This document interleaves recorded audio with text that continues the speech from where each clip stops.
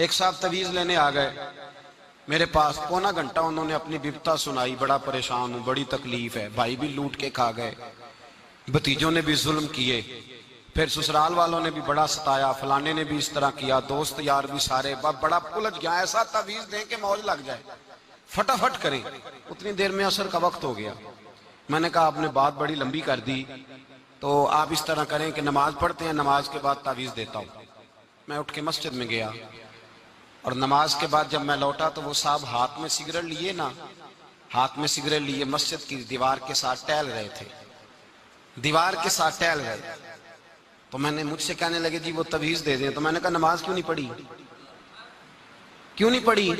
کہنے لگا جی انشاءاللہ شروع کرتا ہوں۔ میں نے کہا نہیں، آپ کے لیے تویز ہے ہی کوئی نہیں، کیسے تویز اثر کرے گا؟ من ترک صلاۃ متعمدا فقد کفر، حضور نے فرمایا جس نے جان بوجھ کے نماز چھوڑی اس نے تو رب کے رب ہونے کا انکار کیا ہے۔ آپ تو ڈھٹائی کے ساتھ کھڑے ہیں، نہیں میں نے پڑھنی، بہانا ہے۔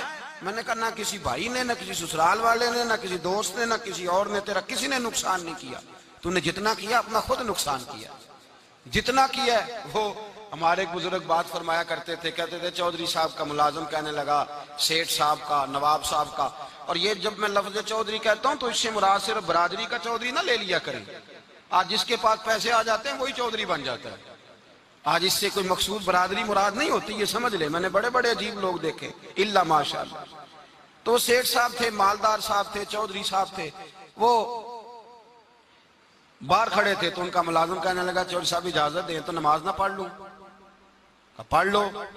اب وہ نماز پڑھنے گیا تو کبھی کبھی نا نماز میں دل لگ جاتا ہے، اور کبھی کبھی ایسا ہوتا ہے، آپ کو محسوس ہوا ہوگا کہ مسجد سے نکلنے کو دل نہیں کرتا، سجدے سے سر اٹھانے کو دل، بولیے بولیے، دل نہیں کرتا۔ مجھے سوز دے، مجھے کسی شاعر نے، کبھی وہ بیٹھا تھا تخیل میں تو دو چار شعر کہہ دیے تھے، کبھی اس نے کہہ دیے تھے، اس نے کہا تھا مجھے سوز دے، مجھے ساز دے، اور نیم شب کا نیاز دے، دم سجدہ خود کو میں توڑ دوں، مجھے ایسا ذوق نماز دے، دم سجدہ خود کو ہی توڑ دوں، مجھے ایسا ذوق نماز دے۔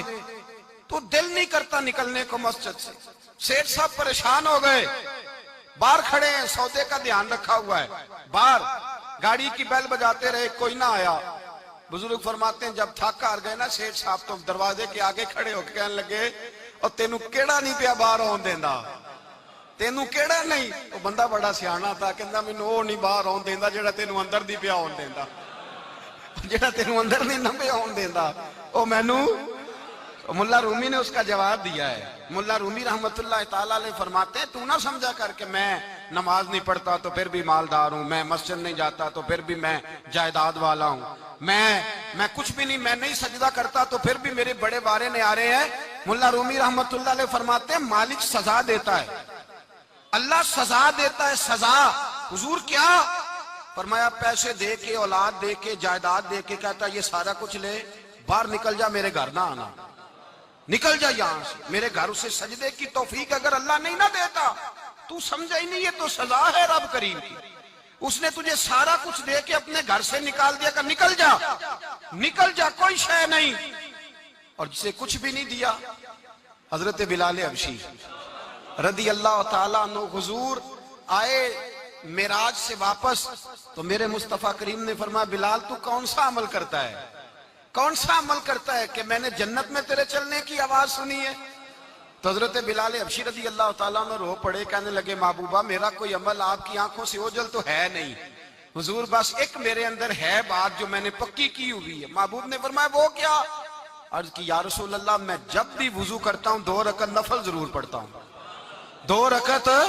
اور سن لے حضور نے کیا فرمایا، فرمایا تیرے ان 2 رکعتوں کی برکت سے جو تو وضو کے ساتھ پڑھتا ہے تو زمین پہ چلتا ہے پر تیرے چلنے کی آواز جنت میں بھی سنائی دیتی ہے۔